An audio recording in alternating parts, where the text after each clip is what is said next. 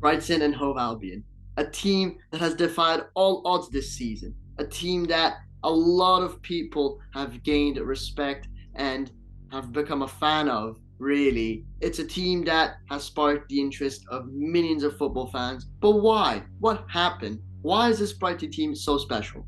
Yo, what is going on, my YouTube people? 2099 back here with another video. In today's video, we're going to be talking about the incredible rise of Brighton and Hove Albion. Before we start this video, if you guys are new to the channel, please make sure to smash a like button and subscribe as well. If you guys are new, that will help the channel a lot. If you guys want to join my socials, my TikTok, Discord, Instagram, all those will be down in the description for you guys for you to check out. And yeah, let's get started. Number one, we're going to be talking about the manager himself, De Zerbi. Why is he so good? He's just been absolutely fantastic for Brighton. He's been winning against teams that are much better on paper. United is an example just recently. He's a manager that when you look at him, you would think he's been in the game for 20, 30 years. He's just a genius, man. The tactics he has put for this Brighton team is interesting, and I'm not going to go too in depth about his tactics because this is not a tactical video, moreover a little short video essay on Brighton, but he is a manager that you can quite clearly see knows what he's doing with this team. He knows how to utilize his players. This is going to come out to my second point now. The players themselves, I mean, we've seen the emergence of a lot of footballers that weren't necessarily known before this. Those players are notably Kaoru Mitoma, the Japanese international. We've got Alexis McAllister, which won a World Cup with Argentina. People know who he is, but McAllister just seems to get better and better and better every single game. And then you've got other players that have been there for a long time, notably Lewis Dunk, which is still a rock at the back, and he's very, very good. But I think the most interesting part of this Brighton team is how they just develop youngsters out of absolutely nowhere. And I'm looking at Facundo Buonanotte, the Argentinian, and I'm also looking at Julian Ciso, the Paraguayan. These two guys, I think 3 weeks ago, no one had even a clue on who they were, except if you're a Brighton fan, of course. But I didn't even know who they were until a few weeks ago. And they just seem to just spawn into that Brighton team, go ahead, score goals, contribute to the team, and win games. You know, Julian Ciso was so crucial in that Chelsea win a few match weeks ago, where he scored a very nice goal as well. And it just begs the question of how many of these youngsters does Brighton have and how many can they just produce? They just seem to always produce some. And that's a good thing because that means that, you know, De Zerbi can slowly start to rely on these youngsters. And we've seen that he's starting to rely on these youngsters because they're in the starting 11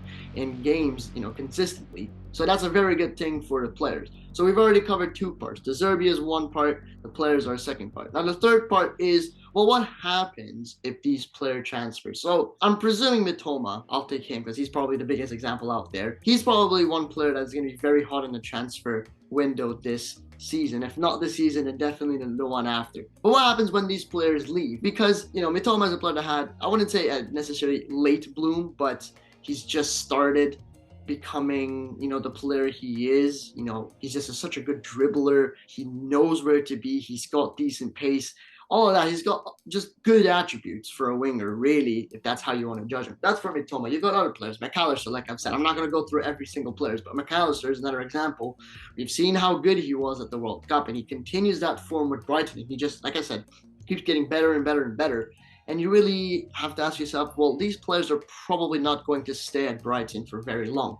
They would probably want to go to a team that plays Champions League football. It begs another question. Can Brighton come to Champions League football? Particularly maybe not this season, but for the seasons ahead, if they continue the way they are, the possibilities are endless. Of course they can make Champions League football. I'm expecting them to at least make it to minimum the Europa Conference League. I do think they have the potential for that. Europa League will be a little bit difficult, but they can make it. Champions League, I think, is a little too far out of reach for now. I would love to see this team in the Champions League because they kind of do deserve it. They've been playing like a very good Champions League team. I think they can give some of the best teams in the world some bit of trouble. And obviously, nothing too major. I don't think they're going to go ahead and win the whole thing, but they definitely can put up a fight because if they can put up a fight against some of the best in the Premier League, then they can definitely put up a fight against some of the best in other leagues, the Serie A, Bundesliga, Liga, etc., etc. So that's pretty much where I'm at with this Brighton team. They're a team that obviously isn't a big team by paper, but they just seem to be so good. Finally, the last bit of information that I want to provide in this little small video essay about Brighton and their incredible rise is the fact that it is a drama-free club. I don't really see anything bad necessarily associated to Brighton, compared to these big clubs that have all these sorts of big problems. And that's because, like I said, they're not a big club where, they're necessarily the Uniteds or the Chelseas. They don't have a board overseeing everything like that, if you guys know what I'm trying to portray here as a point. But it is a team that is peaceful. There's nothing wrong. Everything that they seem to do just goes their way, and it's just beautiful to see that in football, especially in an era where money takes over a lot. These players, except for a few, McAllister is an example, but for the most part, they aren't players that are like the best, They aren't established stars just like the other teams have. They don't have the Haalands, they don't have the Rashfords, the type of players like that. And that's just absolutely beautiful to see. That's going to be it for today's video on the incredible rise of Brighton and Hove Albion. What do you guys think about this team? You guys think they have the potential to make it in the Champions League? Or do you guys have any other comments about this team? Let me know down in the comment section down below and on my other social medias. I'll be more than happy to talk to you guys about this beautiful topic in those social media platforms. And yeah, don't forget to like the video, subscribe if you guys are new, and I'll see you guys in the next one. Peace. Damn, I'm on red alert. She went up in the dirt, man. I don't wanna hurt.